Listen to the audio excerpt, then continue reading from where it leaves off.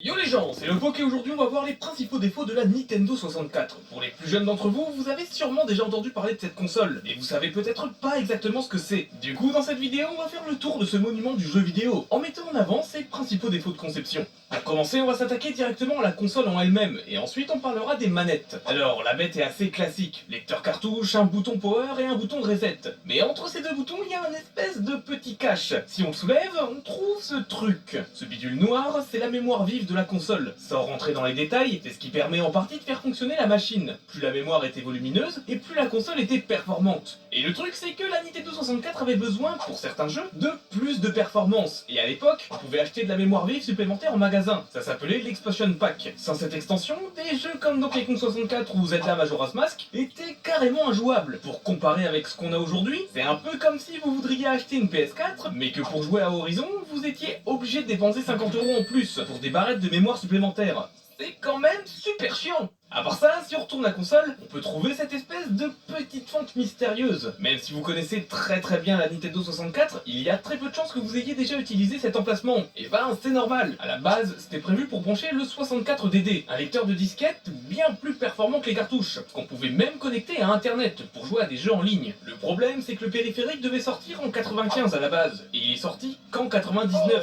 Avec 4 ans de retard, très peu de développeurs ont voulu créer des jeux dessus, et c'est pour ça que le 64DD n'est sorti qu'au Japon en très peu d'exemplaires. Ça avait carrément bidé. Du coup, ce port-là, il sert carrément à rien. C'est un peu con. D'ailleurs, ils l'ont retiré sur les derniers modèles sortis, sur les consoles édition Pikachu. Maintenant, autour de la manette. Ouais, bon, déjà, elle est vraiment très pénible à prendre en main. On sait pas trop comment la tenir. Je la tiens comme ça ou comme ça, je sais pas, aidez-moi, putain. À part ça, derrière, il y a aussi un port où on peut brancher plein de choses. Non, pas ça. Il y a plein d'accessoires trop bien comme le Transfer Pack qui permettait d'échanger des données de Game Boy vers sa Nintendo 64, comme des Pokémon par exemple. Et genre à l'époque, on pouvait voir nos Pokémon en 3D. C'était juste énorme. Mais sinon, il y avait des trucs un peu moins fous, c'est vrai. Comme par exemple des cartes mémoire, au cas où les développeurs avaient la flemme de mettre des puces de sauvegarde directement dans leurs cartouches.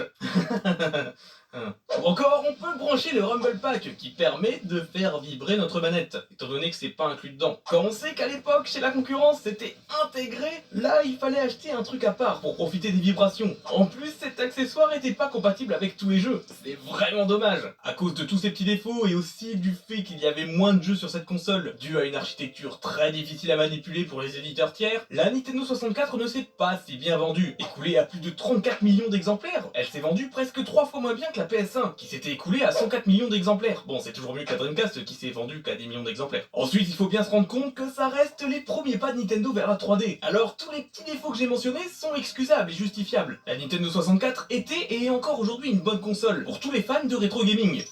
Merci d'avoir regardé cette vidéo. Si cette vidéo t'a plu, pense à liker et à t'abonner pour ne rater aucune future vidéo. Et si le cœur t'en dit, tu peux venir me soutenir directement sur Tipeee. D'ailleurs, un grand merci à tous les tipeurs du mois. Je vous fais de bons gros bisous et encore merci d'être autant à me soutenir sur cette plateforme. Et sur ce, je vous dis à très bientôt et portez-vous bien.